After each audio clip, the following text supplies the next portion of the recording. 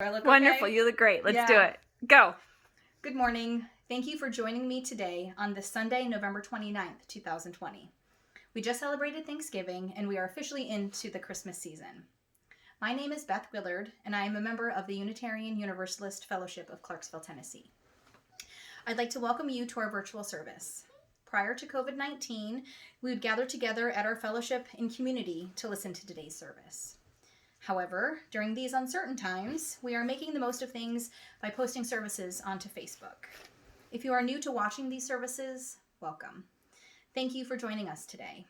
I look forward to meeting you in person.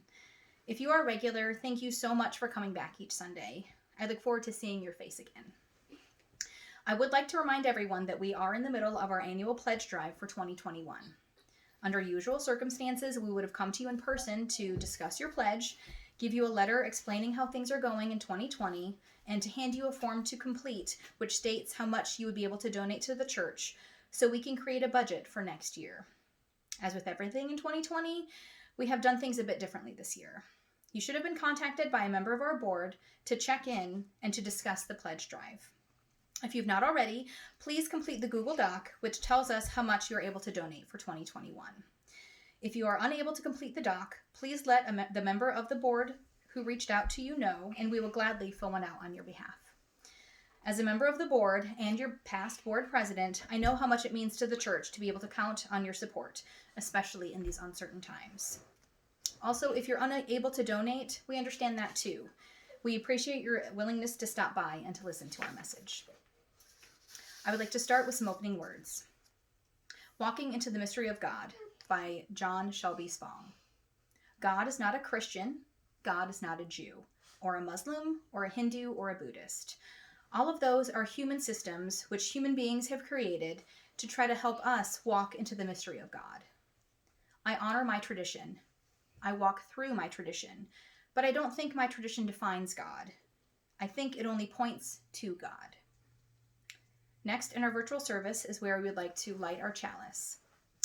Across the distance, the light from within me shines, sending love to all.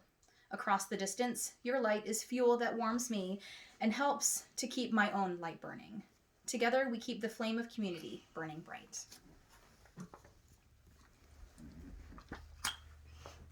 That was great, Beth. She's not done, baby. Don't let your papers on fire, Beth. Should we cut? Nope. If we were together, I would have the bell to bring us together in this space. Alternatively, I would like to take a brief moment of silence to bring us back into our true selves.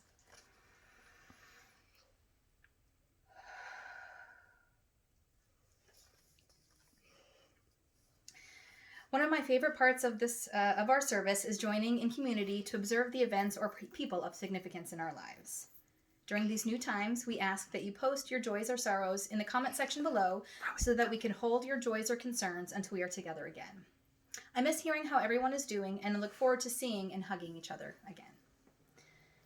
As some of you know, within the past year, my husband and I have decided to get a divorce. So, in addition to dealing with a worldwide pandemic, I am also dealing with the loss of my relationship and the idea of what I had for my life. This year, I've been doing lots of internal work with my wonderful counselor via FaceTime visits to get myself into a healthy place. While I'm in no rush to get into a new long-term relationship, I do believe that it is important that we have others in our lives to support us, lift us up, and encourage us. During this time of social distancing, I've been working with my therapist to recognize the needs that I have normally would like another person to help me meet. These feelings of being worthy, lovable, enough. During one of my sessions, I was lamenting about the fact that while I can meet those needs in myself, it would be really nice to have someone else to do it for me. That led her to posing the question of where God fits in. That's a big question now, isn't it? Before I became UU, I always believed in God and Jesus as just the way things were. I didn't know about other religions or thought processes. However, I never really had a strong sense of that God was with me all along the way. I prayed regularly, and I had experiences where I believed that God was there protecting me.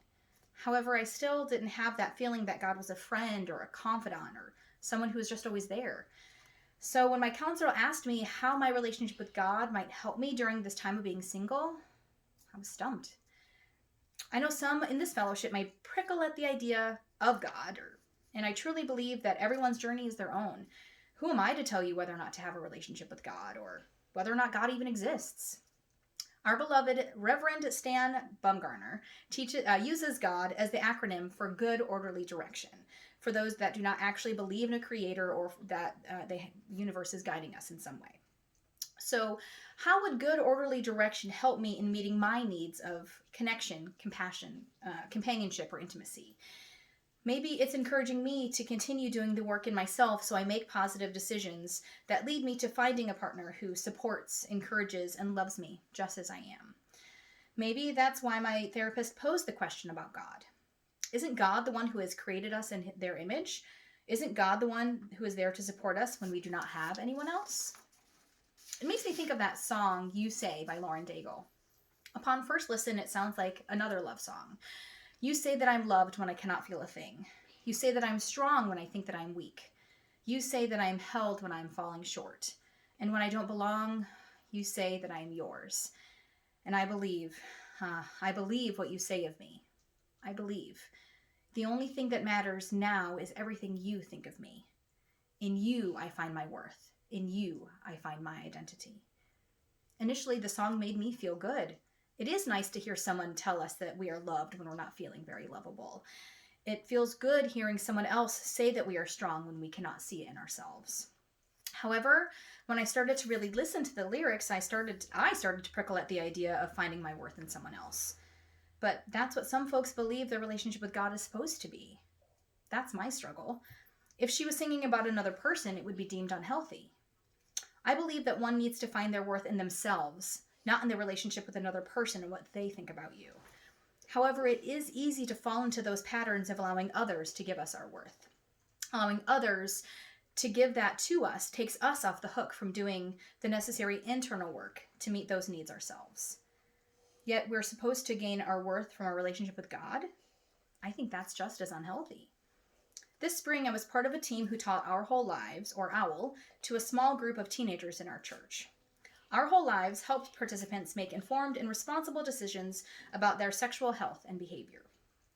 The UUA page states, with a holistic approach, Our Whole Lives provides accurate, developmentally appropriate information about a range of topics, including relationships, gender identity, sexual orientation, sexual health, and cultural influences on sexuality. So, when thinking about this idea of healthy relationships, I took out my OWL training manual. Luckily for me, there was an entire workshop entitled Healthy Relationships. In it, there's a handout listing the characteristics of a healthy romantic relationship. Caring, friendship, acceptance, open communication, trust, equality, safety, and mutual support. Honestly, I think all relationships need to have these characteristics, not just romantic. Shouldn't we all feel accepted, safe, and supported with each of the people in our lives? Being able to express myself and trust that the other person will still care for me is a huge thing. Sharing those parts of me that aren't perfect and knowing they still accept me are tremendous. Knowing that I am giving just as much effort into the relationship as they are is another big piece.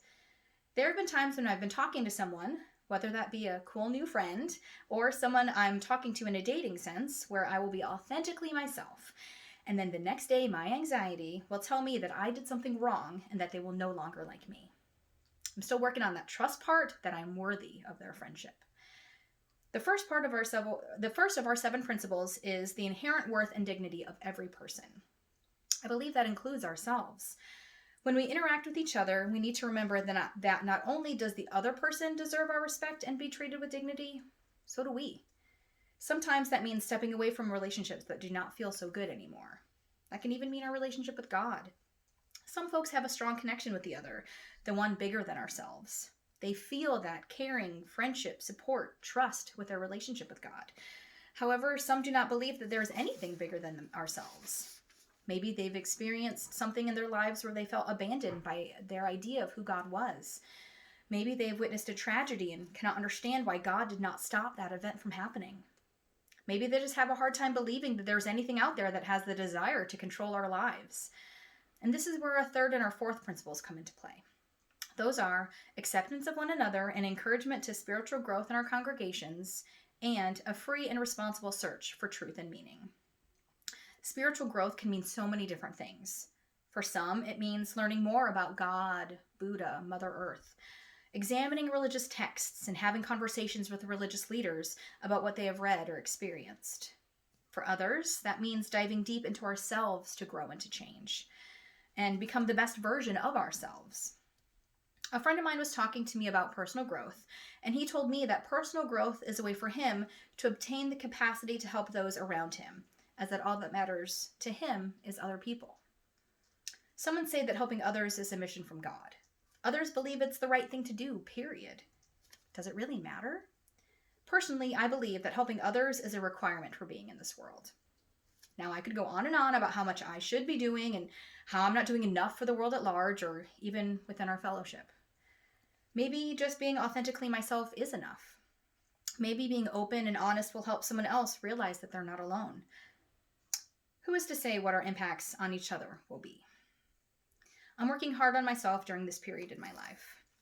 I've realized that I have some behaviors that I want to change. I have some internal thought processes that need to go. Could I gather the strength to change those things from an outside source? Sure. However, I think it's more meaningful for me if I rely on myself at this point in my life. Is it fun? No. Will it be worth it in the end? Absolutely. Probably. Most likely. Definitely. I'd like to end today's service with these closing words. Blessed is the path on which you travel. Blessed is the body that carries you upon it. Blessed is your heart that has heard the call. Blessed is your mind that discerns the way. Blessed is the gift that you will receive by going. Truly blessed is the gift that you will become on this journey. May you go forth in peace.